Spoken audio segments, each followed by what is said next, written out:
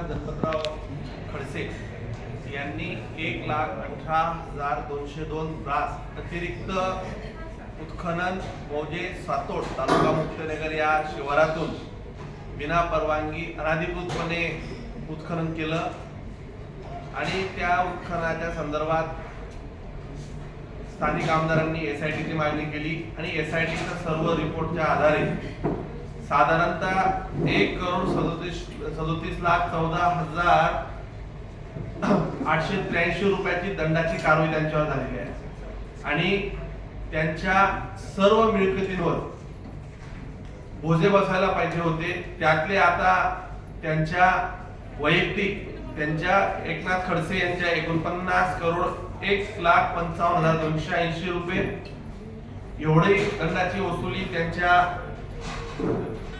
इतर अधिकाऱ्यांवर बोजांवर मालक सदरी लावण्याचं काम नोटीसद्वारे झालेलं आहे.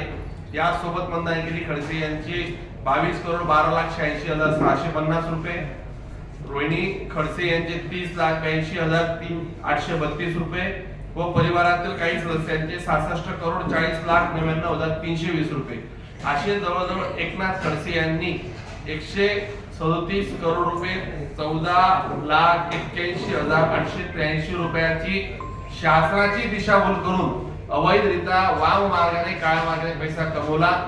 त्याचा यासाठी ठपका ठेवत त्यांच्यावर ही कारवाई झाली आहे. खरं तर एकनाथ गणपत खडसे हे कायम आपण पाहतोय की आरोप करणे प्रत्यारोप करते, राज्याच्या प्रमुख नेत्यांना अगदी चुकीच्या पद्धतीने बोलणे ही त्यांची ही सवय आहे. स्वतः उलटा चोर कोटवाल को डाटे म्हणजे स्वतः चोऱ्या करायच्या, स्वतः चुकीच्या मार्गाने जायचं आणि अजून पुन्हा वरतून शिरजोरपणा करायचा ही त्यांची पद्धत होती. आज या कारवाईच्या माध्यमातून त्यांच्या आमची तर मागणी राहणार आहे. मी वैयक्तिक या प्रकरणामध्ये बऱ्याच दिवसापासून आम्ही मागणी केली होती. त्यामध्ये त्यांच्या ज्या मिळकती आहेत 10%च फक्त मिळकतीवर बोजा बसलेला आहे. पुन्हा अजून राहिलेल्या 90% मिळकतीवर बोजा बसवण्यासाठी आम्ही ती आग्रही मागणी धरणार आहे.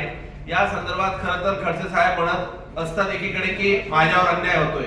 त्या न्याय मागण्यासाठी उच्च न्यायालय औरंगाबाद येथे गेले होते. त्यांना कुठलाही दिलीप कोर्टाने न्यायालयाने दिला नाही.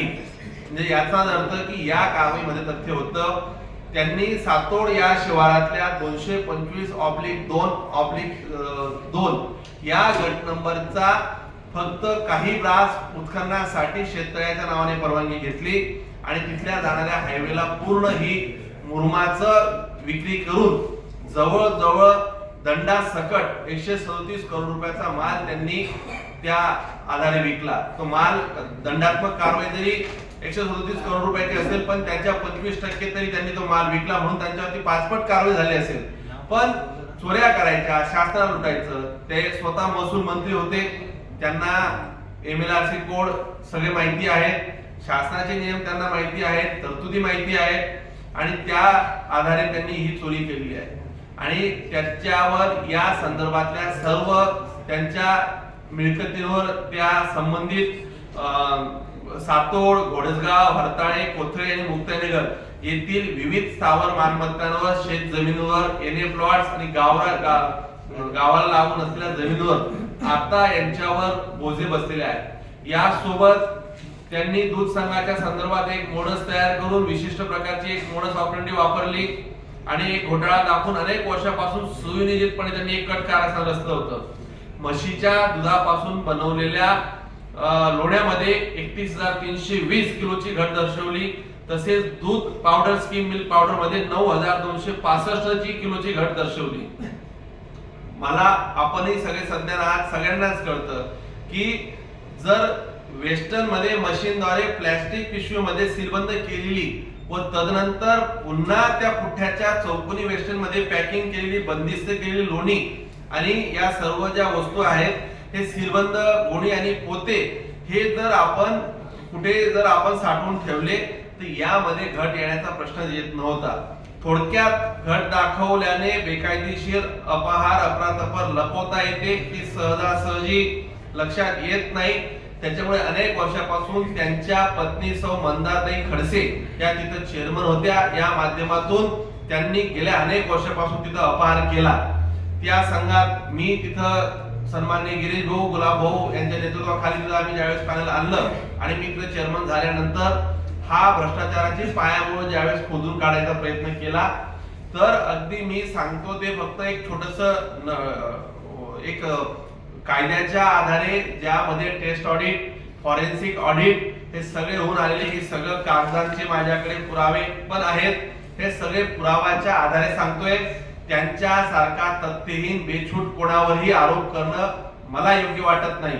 त्या सगळ्यांच्या आधारे आता त्यांच्याकडे जवळजवळ लोण्यामध्ये झालेल्या घटीची रक्कम 1,37,18,160 रुपये इतकी आहे आणि स्कीम पावडरची 30,39,084 रुपये इतकी अपाराची रक्कम आता फॉरेन्सिक ऑडिटच्या आधारे ही झालेली आहे. या संदर्भात टेस्ट ऑडिट देखील झाले आहेत. त्यांना आता त्या संदर्भात काय म्हणणे आहे, या म्हणणं झाल्यानंतर या संदर्भात पोलीस स्टेशनला मी या घोटाळ्याच्या संदर्भात दिनांक 29 ऑगस्ट 2022 ला गुन्हा दाखल केल्याचं एक गुन्हा दाखल करावं या मागणीचं पत्र दिलं होतं. तेव्हा त्यांच्या लक्षात आल्यानंतर त्यांनी अजून एक घोटाळा केला होता. बी ग्रेड तूप म्हणजे ए ग्रेड तूप हे बी ग्रेड करायचं आणि त्यांना मार्केटला विकायचं. ज्या चॉकलेट कंपनीला विकलं त्यांनी मान्य केलं की हे ए ग्रेड तूप होतं. त्यामध्ये देखील एक मोठा सब स्टँडर्ड स्टँडर्ड क्वालिटी असा फरक दाखवून त्यांनी एक मोठा भ्रष्टाचार केला होता. या संदर्भात देखील एक चौकशी चालली आहे. त्यात गुन्हे दाखल झाले, त्यात एमडी ला देखील अटक झाली.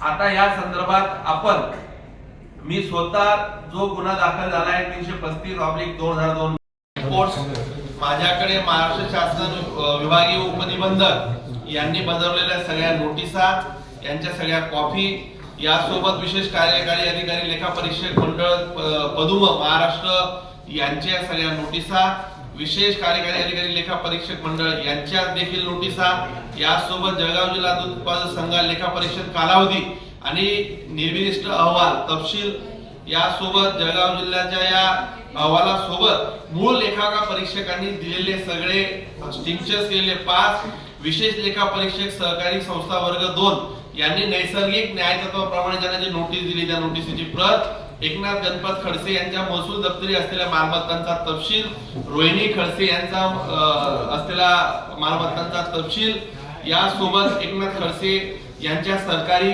रकमेचं मूल्यांकन, बाजारभावाचं मूल्यांकन, हे सर्व पुराव्यांसह मी हे सगळे आरोप केलेले आहेत. आमदारकी रद्द होणे इतपत शिक्षा होऊ शकते नाही. आता तर बघा 2 गोष्टी आहेत. आर्थिक फसवणूक जो गुन्हा आहे त्यात तर माझ्या मते 10 वर्षाची शिक्षा आहे. त्या गुन्ह्यात 10 वर्षापर्यंत त्याला शिक्षा होऊ शकते त्या अपाराच्या रकमेत. आणि त्याच्यामध्ये 2 गोष्टी आहेत. एक याच्यामध्ये दंडात्मक कारवाईची एक वेगळी तरतूद आहे आणि एक याच्यामध्ये फौजदारी स्वरूपाचे गुन्हे दाखल करण्याची वेगळी तरतूद आहे. आता या तरतुदीच्या आधारे सगळे हे पुढे चालू. राजकीय दृष्ट्या कोण राजकीय दृष्ट्या आरोप करताय? राजकीय दृष्ट्या राजकीयचा संबंध येत नाही. चोरी त्यांनी केली आहे म्हणून त्यांनी हे सगळं केलंय. त्यांना वाटत असेल ते कोर्टात गेले, कोर्टाने नाही सांगितलं, कोर्टाने त्यांना कुठलाही रिलीफ दिला नाही. हे जर राजकीय दृष्ट्या राहिलं असतं. आणि बघा हे त्यांची मोडच आहे. राजकीय दृष्ट्या आरोप केलेत, महाजन साहेबांनी केलेत किंवा देवेंद्रजींनी केलेत हे फक्त सांगायचं. चोरी केली आहे, चोरी केली म्हणून ते सगळे कागदांच्या आधारे एवढे सगळे कागद, एवढे ऑडिट रिपोर्ट, एवढे सगळे हे काहीतरी घरी कोणी तयार केलं नाही आणि असतील तर त्यांनी सिद्ध करावं. ठीक आहे.